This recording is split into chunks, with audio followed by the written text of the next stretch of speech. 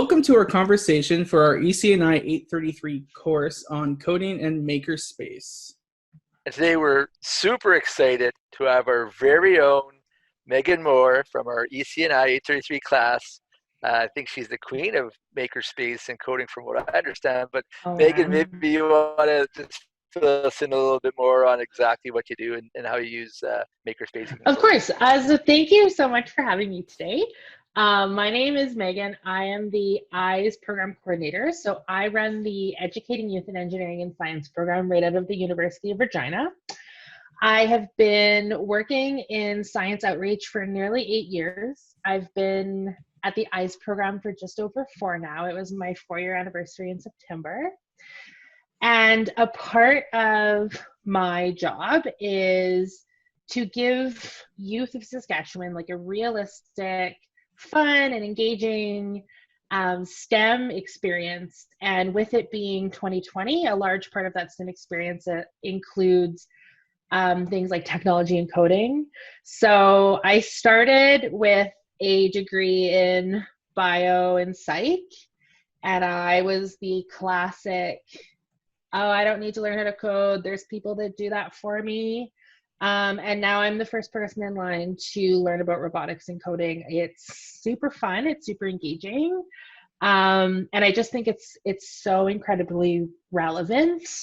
And yeah, so that's, I guess, a bit about me. Now I'm in the grad program for education. So very cool. We're so excited to have you on. Megan, I would like to start with my first question. Do you believe that being immersed in coding creates thinkers and learners that are fluent in mathematical thinking and learning? And is this an efficient way to learn math? Absolutely. I really, really do. I think when you break down what it means to learn how to code, it really is logical, computational thinking. Step 1, step 2, step 3, step 4, including things like variables and loops and functions, really adds that level of complexity onto code that is directly applicable in math. I think one of the struggles with teaching math is it's a really cold subject. It really sits, you know, we've been teaching math one way for however many years. You know, recently we've been hearing mumblings of new math, which is trying to make math more accessible through like logic. And I think coding does that. And I really do believe that if we can start talking about variables and counts and functions and if/or statements, we can start directly applying that to math, which then takes math from being this really like cold, separate, generally like, I hate using the word inaccessible, but it really is a challenging subject for students and even educators to wrap their heads around, because it is like separated from remaining subjects. And so if we can start bringing in like applicability and like fun into math, I think we really can use like the immersive coding model to start engaging youth in math concepts. Because you'll actually be creating things using math, right? Instead of just absolutely, you know, and maybe have a purpose. Mm-hmm. Well, I think about like, for example, long division and how often do adults use long division?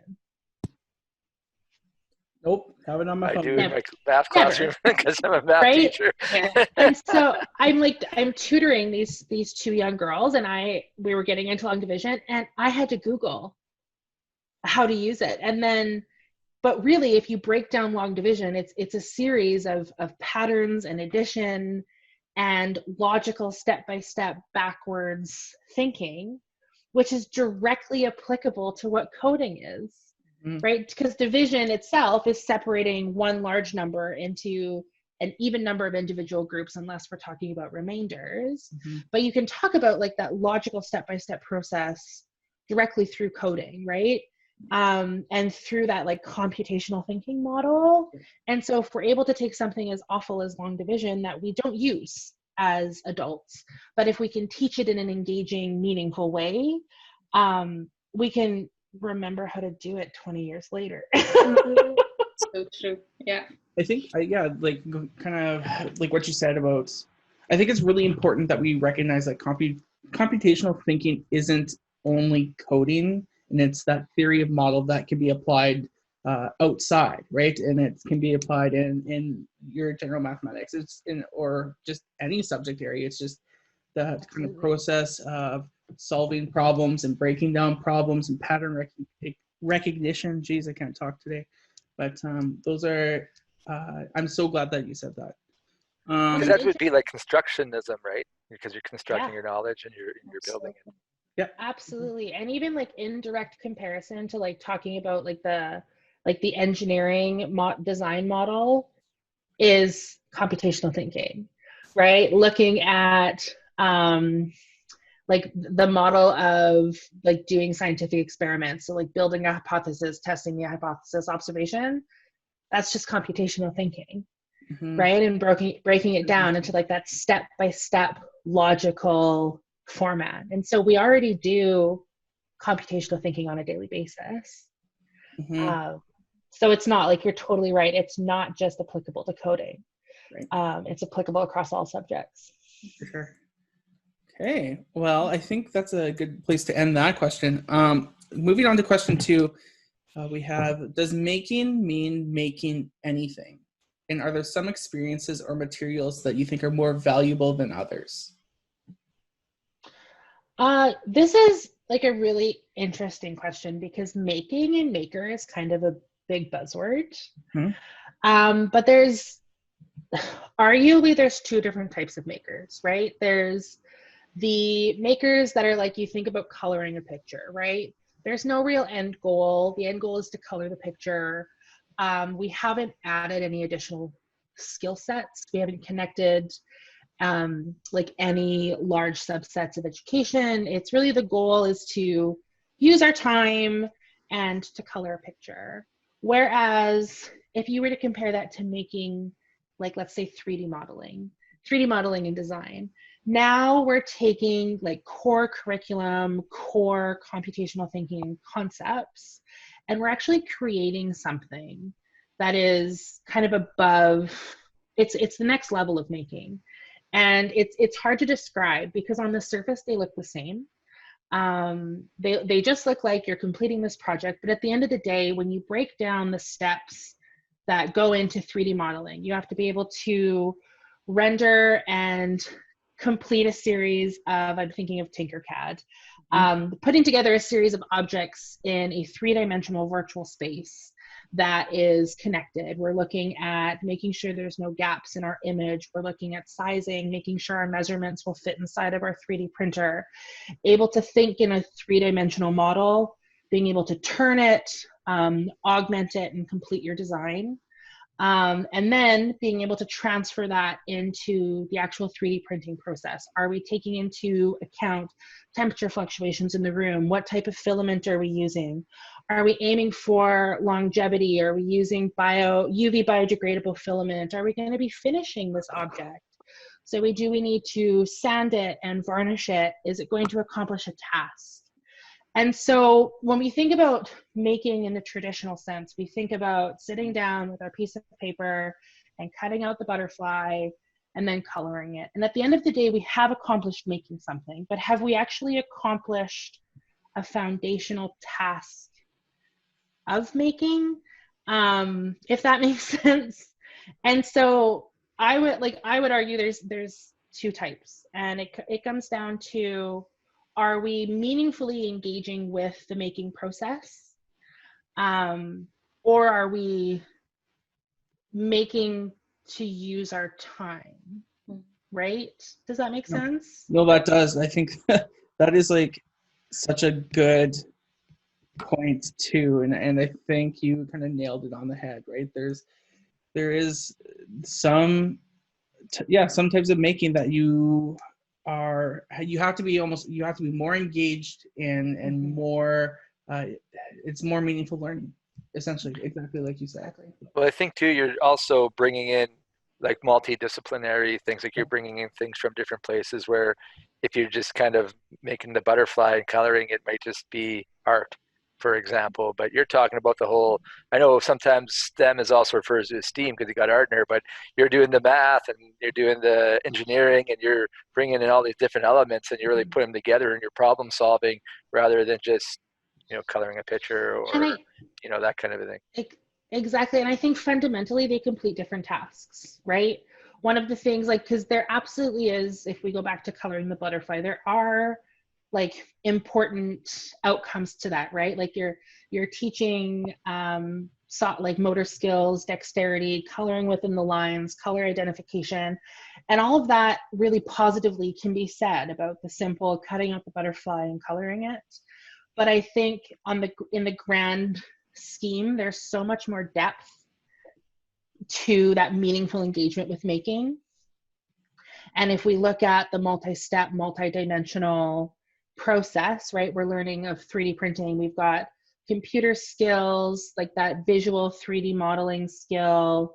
We've got like the logic, making sure pieces are connected, shape recognition, and then getting back into that real world stuff of like understanding temperature and how wind can affect a 3D print, and understanding like measurements and the depth and the width of the printer and what's going to fit, and like 3-dimensional augmentation. And so I do think that there are some making experiences that in the long run are more valuable than others, but that's not to say the simple making of a butterfly doesn't have value.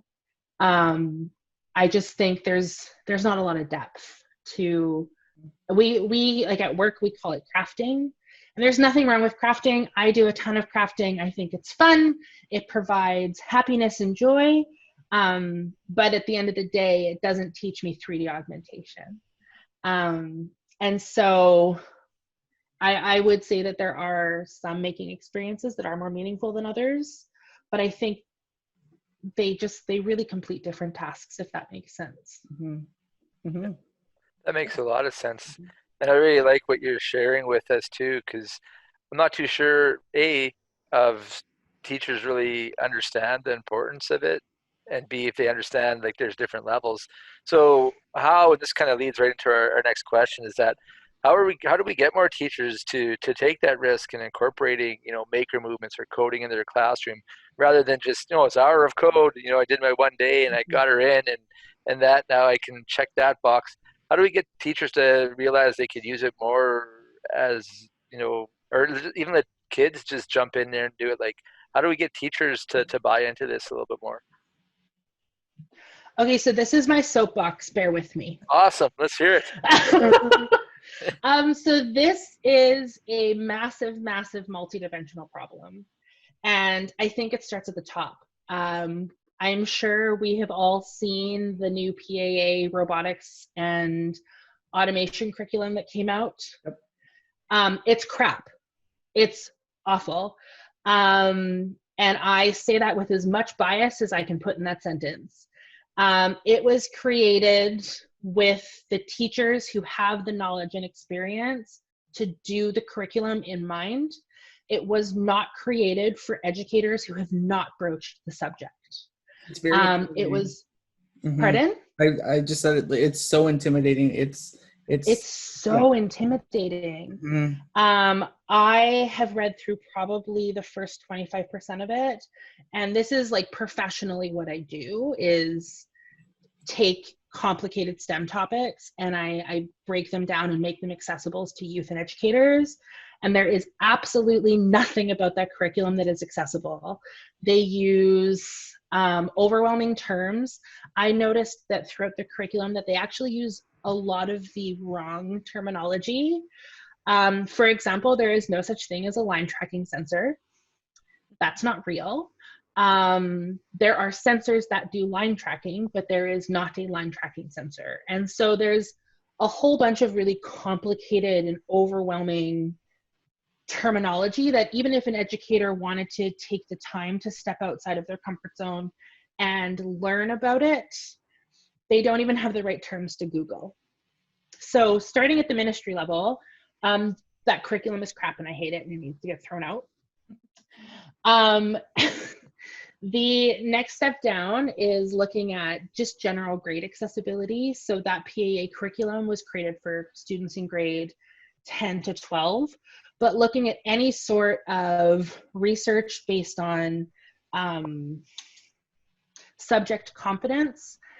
Confidence building starts at grade 4. So by the time students are approaching this new robotics and automation PAA, it's not reaching students who are uncomfortable with the topic. It's reaching students who have taken mechanics programs, who have come to ICE Camp and understand coding. It's not actually breaking down any accessibility barriers because the students already know whether or not they have, hard quotes here, they have the mind for coding or they don't.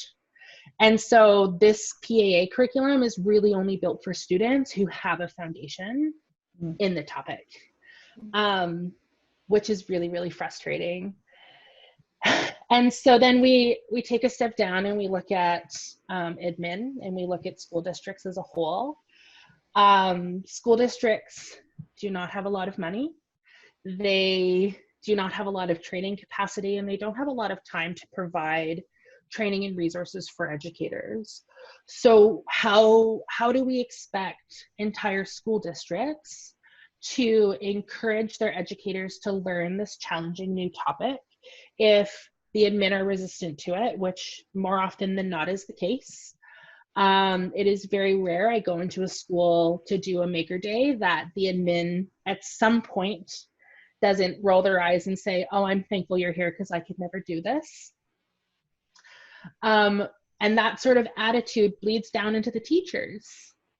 So now you have teachers who don't have resources through their school district, don't have accessible curriculum, don't have the money to buy the technology or the software, don't have access to the software in order to implement coding. And now on their own time, because there is no PD to teach the educators how to incorporate technology and coding in their classroom, on their own time, on their days off, when they're not marking, when they're not creating lesson plans, they have to go learn it.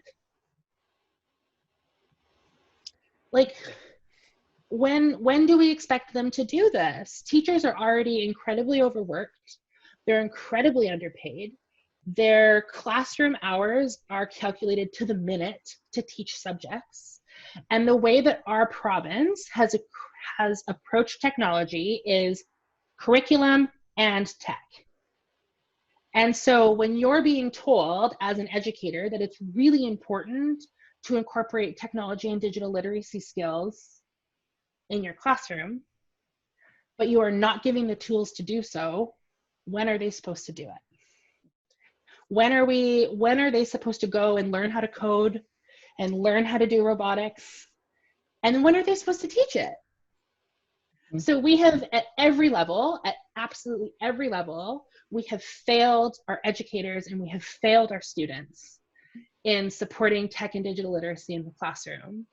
The most effective way to do it is to start integrating it into existing curriculum. So instead of saying you have to teach science and tech, let's teach science with tech. I thought that was really significant, that lecture we had about the smartboard and how school districts really bought into it. Like, we spent hundreds of thousands of dollars on the smartboard, but then we didn't train teachers how to use it. So it just became like this glorified whiteboard, right? That we could like put stickers on and we can move with our hand. So the same goes with incorporating digital literacy skills and computational skills into our curriculum. It can't be separated. You can teach English using robotics. You can talk about character building and story building using, we do it with our programming using Ozobots. So the students have to assign their Ozobot to a character, and then we have to get through the 5 steps of story writing using our Ozobot. And our Ozobot becomes the central character, and we have to code our Ozobot to get through the story and to tell the story in the logical progression. But at the end of the day, they were engaged physically in that story because they got to use the Ozobot. And so it's totally changing our culture and recognizing that, 1, teachers don't have the capacity to do this on their own. 2, our ministry did a very poor job at implementing it. And starting to encourage educators to really approach technology and coding in their existing lessons. It shouldn't be an additional burden. It shouldn't take away lesson time from other subjects. What it should be used as is a tool to enhance what you're already teaching. So let's, for example, schools that can't get access to, I'm thinking dissections, right? So for example, growing up, our school never got to do the fetal pig dissection because our school couldn't afford it. We could have done a digital dissection online. There are tons and tons of digital dissection resources that we still could have participated in that dissection without actually having the fetal pig, the scalpel, the dissection trays, all of the cleaning materials in front of us. So we still could have participated meaningfully in that lesson, but we didn't, because my high school science teacher was super adamant that coding technology wasn't something we were stepping into. And so it starts with us really approaching the culture around when and where we are approaching technology in the classroom and providing resources to enhance existing curriculum, not to be taught of on top of. The last year, the EYES program, we've been working with the Regina Public Library to provide teacher PD in technology. So we've got a dozen lesson plans on our website that are meant to be integrated into the lessons you're already teaching. And then you can access the technology for free at the library. You can get an entire classroom kit of Makey Makeys, an entire classroom kit of Ozobots, Edison bots, microbits. It's all at the library and accessible for free. I think you get, depending on the kit, you get anywhere between 18 and 22 of the actual pieces of technology, because it's meant to be integrated into your lessons, not to be taught of on top of, because teaching it on top of is so incredibly overwhelming. And then I could talk for days and days about the stigma around technology and coding, because it is massively stigmatized. It's almost like we put coding in this box of only people with like a fixed mindset and with a specific mindset to do coding can do it. And that's okay, because I can't. And we allow ourselves to accept that like, I can't code and that's okay. I can't do robotics and that's okay. I don't have that mind. So then we can talk about like fixed and growth mindsets, and how not only can we encourage educators to like overcome this like resistance to technology, but then we're totally going to shift that thinking in our classrooms from that fixed mindset of, I've never done coding, clearly it's very, very difficult. If my teacher couldn't do it, so it's not for me, to, man, I was able to code a game in Scratch, and I'm going to now go home and I'm going to work on this game and continue to build those growth mindset skills and start overcoming those fixed mindset coding skills. My all-time favorite example in the world of coding is, I was super resistant, and I'll be very upfront about that. And I had to teach a Scratch lesson. So I spent like 3 weeks building this lesson, taking screenshots. It needs to be incorporated in post-secondary education. It needs to become a meaningful part of the curriculum. Like, how cool would it be to take like an ed English class and do a whole week on robotics, and the incorporation of like even like spelling and home row and keyboard typing and the importance of like reading comprehension, which all comes out of tech. But we, like I said, we have educators who have done great work, but have been teaching the same subject the same way for 20 years, and who they themselves are not willing to challenge what they're teaching. And so how do we expect our interns who are going into the school system to challenge what they're teaching? Exactly. No. It's such like a multi-layered problem, and it's change starts somewhere, and I see it slowly. I really, really do. Like, I was absolutely floored 2 years ago. I was at the Regina Public Teacher Conference, and I did 2 coding sessions with like 180 people, and both of them were packed. So the change is coming, and the willingness to learn is there.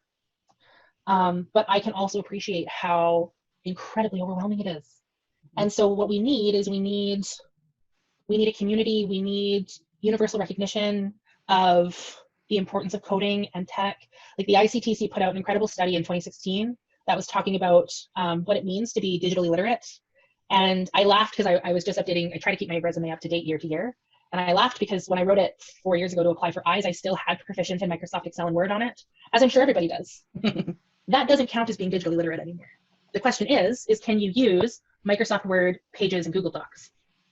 Can you transfer those skills across platform? Everybody can use Word. That is now a generalized assumption. But the question is can you use the Linux version successfully and complete your work tasks?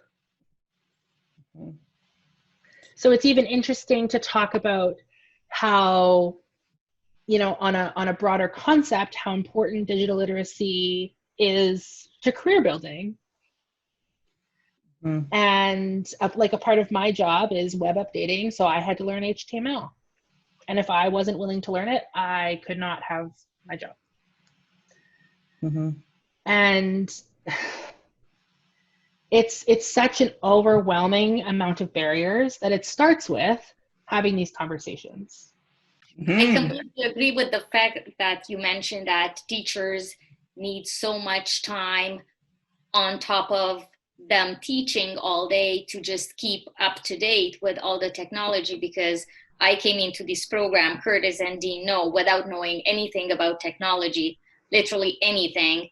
And without this certificate program and all these classes, I wouldn't even have an idea where to start because I don't know these concepts. So if I see that there is a PD opportunity on coding, well, it doesn't say anything to me.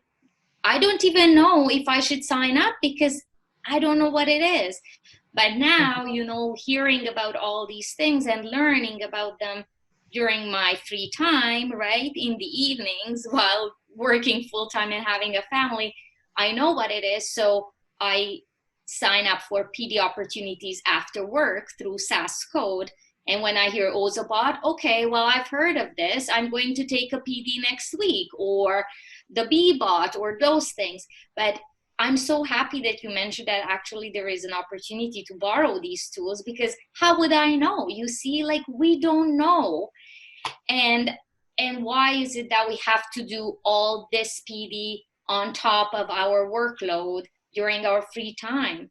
And well, and if you're an educator who is wary of tech, are you going to take the coding PD or are you going to take the classroom management PD?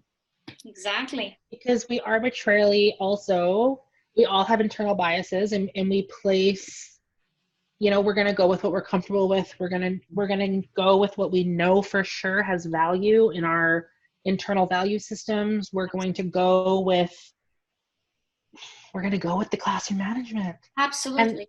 And I don't in any way, shape, or form fault educators, because if you had asked me 4 years ago, I would have done the same thing. And you know what? We're so overloaded already and stressful year, especially this year, that it takes a lot of effort and energy on your end to, yeah, okay, well, I'm ready for another challenge. Bring it on, for sure. Yeah, I just taught 8 hours of virtual school, and I've been staring at my screen all day, and I'm exhausted. But of course, I'm going to go to Khan Academy, and I'm going to learn some HTML because I'm feeling spunky today. Exactly. Like, no, you're going to walk your dog. Exactly. Right? Like, you're going to take a break. And like, what we forget is educators deserve that too. Absolutely. Otherwise, the burnout is around the corner, right? So absolutely. And educators deserve to not feel guilty for taking an evening off. Shouldn't. But if we're telling, yeah, exactly. But if we're telling them now that they have to spend their free time learning how to code, are we really valuing their time or not? Oh, that's a good question. And the right answer. You mentioned that we could incorporate Scratch, and you also mentioned writing stories with the help of Ozobot, which is a whole new world to me because I can't even imagine how to do that. First, I'm going to take the PD on Ozobot use. But I would like to ask you, what are some ways you would see incorporating coding and makerspace into teaching EAL students, English language learners? I love this question so much. We are so fortunate that we work with UR International, we work with the Open Door Society, and we are so fortunate that we do work with a lot of EAL students. And what I love about tech and coding is that it's a universal language, right? And so when you put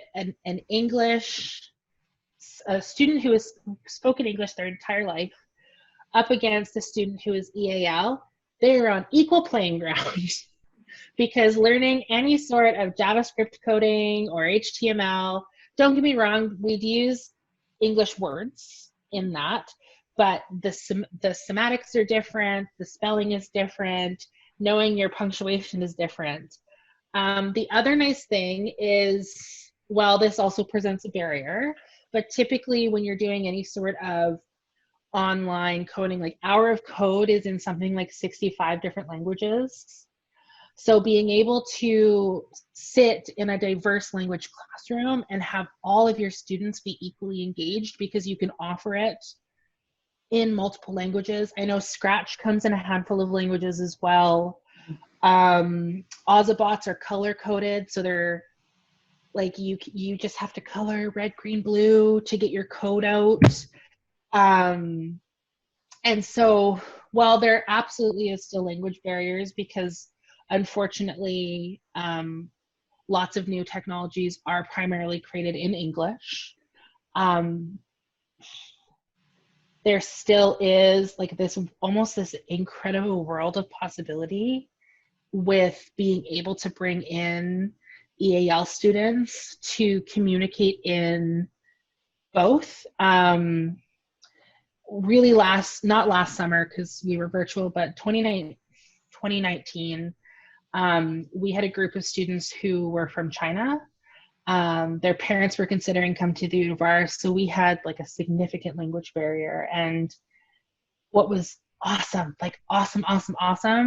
was we were able to use, like, we gave all these kids a tablet, and we were able to, because we had access to the internet and we had access to the tablets, we were able to communicate using their language with Google Translate. And so these students were able to still participate fully in the lessons because the technology is there, that we don't have to be speaking the same language in order to communicate the same intent. And I just like, it's real world magic. Like, I grew up loving Harry Potter, and like technology really is it. Like, being able to sit down with the Open Door Society, where most of their students or most of their youth are new immigrants, and being able to bring 40 laptops and put all of these youth on Hour of Code and be able to set the coding program to like match their home languages, not only gives them a level of comfort with coding, and it brings them in to say like, hey, like you can do this too, but it also is so much more meaningful to say, hey, you can do this too, but you're going to do it your way, not mine. And you're going to get access in the way that you understand, not mine. And so you're going to have to help me out because we're going to use your language. So you're not going to have to teach me. And I have goosebumps. And it is just like the most unreal experience to be able to give students access to coding and tech in their language. And it puts the educator at an uncomfortable position. But if you think about it, it's the exact same position we were asking them to be in previously. We were asking them to do everything in a language that they are not confident in, that they are learning. And so it puts us as the educator in a really vulnerable position, but it also puts them in the position of power, of I can do this, this is for me, this is a space I can exist in. And I know that like doesn't super answer your question, but there are, I know like Kids Code Jeunesse does a ton of like French language coding programs. Hour of Code and Scratch exist in a variety of programs. Tinkercad, you can change the language in, so you can do 3D printing there in multiple languages. And it's just like, it's so incredible to sit in a room and you've got like 8 different languages going. That's amazing. And it's all successful because they get it and they understand it. And then when you start moving on, as their English gets better, you can start integrating more English language programming. But really, to be able to give the students the power and like the agency to do the coding in their language is like, I would encourage everyone to do it, because I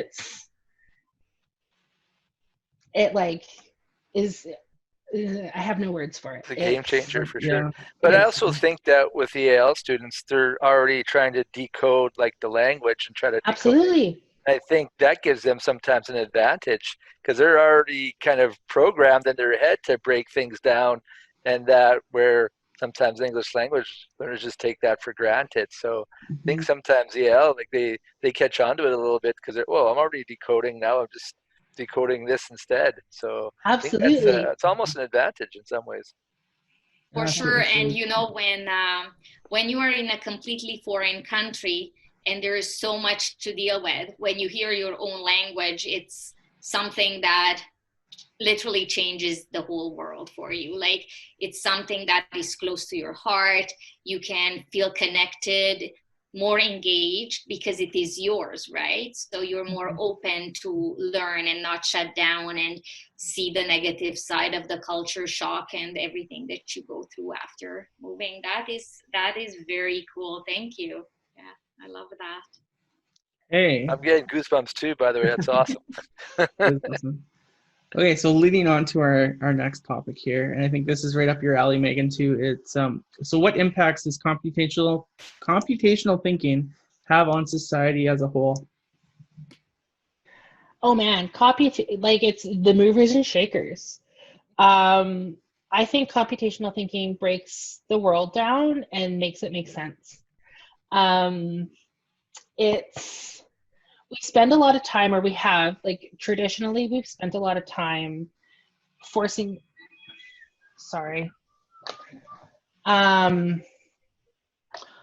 students into categories, right? Like, are you a science student, an English student, a social student? What do you want to be when you grow up? And then we stick them in their category, and that's where they go. But computational thinking means now that if you're a science student, we can now bring in those ELA concepts and those social studies concepts, and we can break them down, because we're not just looking at science, we're looking at the different layers. We're looking at step 1, step 2. I'm so sorry. Sorry. My partner is calling me, so I'm just gonna tell him I can't talk right now. All good.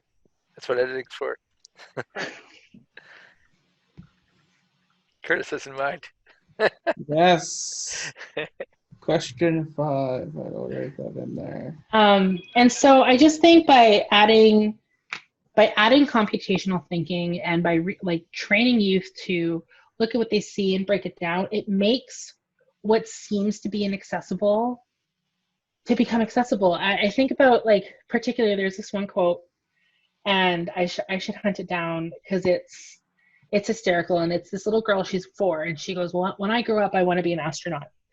And mom goes, okay, well, that means you got to go to school, you have to study hard, you have to take a fitness test, and you have to pass your tests. And she goes, well, that's just 4 things. But that's what computational does, is it makes these big, inaccessible careers and problems and life choices into, well, mom, it's just 4 things. Right? If I want to be an astronaut, that's not hard, right? Instead of thinking about it like, okay, like, astronauts are huge and they're special and it's this massively unachievable goal, we can break it down into learn science, pass your tests, do your fitness test, and go to school. It's just 4 things. And so by being able to teach youth the value and, like, the skills of computational thinking, they can look forward and go, my math test is coming, but it's 2 units, so it's 6 subunits. Oh, that's nothing. I review a unit a night, and then I'm all caught up. It's, looking at unattainable goals and breaking them down and making them attainable. And so I just think like being able to layer computational thinking makes the world an accessible place. You know, going overseas, going to Europe to travel now isn't this crazy dream. It's, okay, I need to save this much money. I need to take this time off of work and I need to book my flight. Well, that's just 3 things. And I know that's like such a like a philosophical answer to that question, but it's what it does. Like, could you imagine, like, I picture Megan like 10 years ago, and I, in 1,000 years, would not be here. I would not be in grad school. I would not be doing my job. I would not have moved to Saskatchewan. I wouldn't be here because this was so unattainable 10 years ago. And if someone had just told me that I needed to apply to university, go to my classes, and play with kids, I would have been like, oh, that's just 3 things. And so being able to like take these like crazy, unattainable and like obscure and like unrealistic goals and break them down to like the step-by-step processes to get there. You know, we really have put power into the quote, you know, you can be anything when you grow up. Because now you can be anything when you grow up. Why not you? You just have to do those 4 things. Yeah, that's Right? awesome. So, That's yeah, really cool. that is very cool. I like So, that. well, I have the next question, but I think we've talked about a lot of the positives, but are there any drawbacks or pitfalls or negative aspects of coding or using the makerspace in teaching or in the classroom? Some things we should be aware of, in your opinion? Yeah. The big one obviously is the digital divide. And just being aware of what students do and don't have access to. It's one thing to do like you said earlier, Dean, like a 1-day hour of code session, but it's a whole other thing to make them an account, show them how to navigate the website so that they can go home and still access the content. You know, when you're working with youth who come from diverse or like low socioeconomic communities, you know, even going and like engaging with them with robotics or coding or 3D printers, really doesn't make it accessible. It just makes it, this is for them, not me. And so ensuring that when we do any sort of makerspaces, that we're really looking at equity and making sure that, like, if you're encouraging your students to download an app, make sure it's a free app. If you're doing something like microbits, is it a possibility to let the kids keep it? I use microbits because they're $20 each. Like, does your school have funding to let the students take it home? If they don't, can they be made accessible at research and lunch? So I said research, I meant recess. Can they be made accessible at lunchtime and recess for the kids who really want to engage further in the content, but can't buy one at home? So really just like being aware of the gap and making sure we're not furthering it. Are we presenting the content in a way that says, you can't go and buy this, but it's cool, you can come play with it at recess and I can continue to teach you? Or are we saying, this is for kids that have money and families that have money and not for you? And so I think we have spent a lot of time these last probably 15 years really solidifying the digital gap. And so I think now that tech is becoming more and more accessible, we really do need to be aware of that. And that's, for me, that's the biggest one, is, are we being inclusive? Are we being equitable? I know in my experience when we host summer camps, I've had instances where I've had kids show up to camp and they own Ozobots. Those are $180 a piece. And then I have kids that have never seen them before. And so are we treating the kids that have never seen them before in an equitable way? Are we introducing the content at a level that they can access, even though you may have students that already have the existing knowledge. And it's hard because particularly in Regina, there is a large socioeconomic divide, which I'm sure everyone has experienced. And so being aware that a part of our duty as educators is to make sure that we're not providing equally, we're providing with equitable access in mind. Mm-hmm. That makes sense. Yeah, for sure.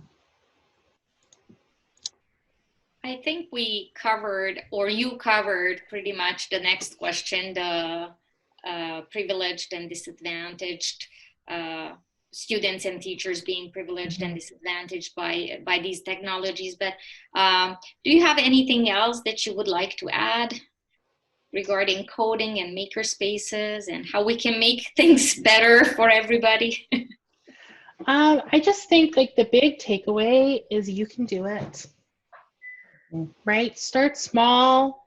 Be, a 30-year-old teacher who's on Hour of Code coding Elsa, right? Like, take it small, take it slow, and remember that we have been trained that if you fail, it's okay. It's for someone else to finish, right? And the challenge with coding is failure is a part of the process. And if you haven't failed, you haven't tried. First And attempt in so learning, right? totally. And I can't count the number of times that I've seen educators give up because, it hasn't worked twice, so I can't do it. And it's like, well, no, failure is a foundational part of the process. And so get comfortable with it, make it your friend, and Learn from the kids. And oh my God, learn from the kids. They're so smart. They are. But, failure is a part of the process, and it sucks and it's overwhelming. But if you can laugh and you can remember that we are all in this together when it comes to learning coding. But yeah, my big takeaway is failure is a part of the process. And if you're not failing, you're not trying. Screw it up. Yeah, that's awesome. I think that might be a good place to kind of move on to our closing there. Yeah, sounds good. So again, we'd like to thank our special guest here, the marvelous Megan Moore. A little alliteration there for you guys. Hopefully you learned something about coding and makerspaces. I know we did. And Melinda? And remember, you can think about thinking without thinking about thinking about something. That's so good.